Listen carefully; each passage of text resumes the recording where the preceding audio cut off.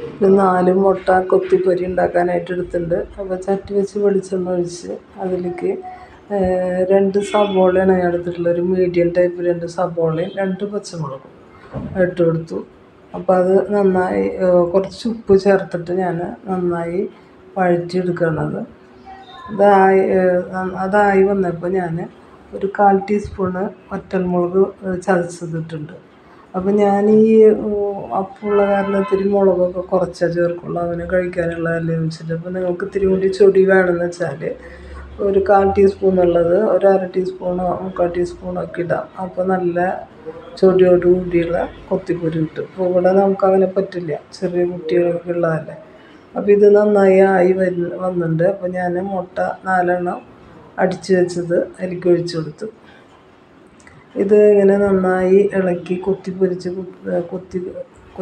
എടുക്കണം. അതായത് ഇങ്ങനെ കാണിച്ച് ചെറുത് എടുക്കണം. നമ്മൾ അപ്പം പോലെയല്ലല്ലോ എടുക്കണം. അപ്പോൾ ചൊടി എൻ്റെ ഈ കൊത്തിപ്പൊരിക്ക് അത്ര അങ്ങനെ ചൊടി ഉണ്ടാവില്ല. മക്കൾക്കൊക്കെ കൊടുക്കാൻ നല്ലതാണ്. ടേസ്റ്റൊക്കെ ഉണ്ട്, ടേസ്റ്റ് ഇല്ല എന്നല്ല. പക്ഷേ വലിയവർക്കൊക്കെ ഒന്നും കൂടി ഇത്തിരി കൂടി മുളകൊക്കെ ചേർക്കണം എന്നുള്ളവർ വറ്റൽമുളകിൻ്റെ അളവോ അല്ലെങ്കിൽ പച്ചമുളകിൽ ഒരു പച്ചമുളക് കൂടി കൂട്ടിയിട്ട് ഒക്കെ ചെയ്യാവുന്നതാണ്. അങ്ങനെ സ്പൂൺ കൊണ്ട് ഇങ്ങനെ ഉടച്ചൊടിച്ച് ചെറിയ ചെറിയ കഷ്ണങ്ങളാക്കിയെടുത്ത് ഇതാണ് കൊത്തിപ്പൊരി.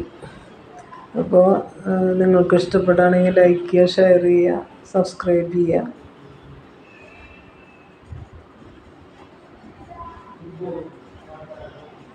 ഉടച്ച് അങ്ങനെ എടുക്കുക. എല്ലാവർക്കും അറിയുന്നത് തന്നെയാണ്. ഞാനിന്ന് ചെയ്യുന്ന എൻ്റെ ഒരു കറി കാണിച്ചെന്ന് മാത്രമാണ്. ഇവിടെ ഇത്തിരി മുളക് ഇപ്പോൾ ഭയങ്കര കുറവാണ്. എൻ്റെ വീട്ടിൽ മുളകിൻ്റെ കളിയുള്ള സ്ഥലം. പപ്പു വന്നാൽ പിന്നെ ഭയങ്കര കുറവാണ്. Thank you.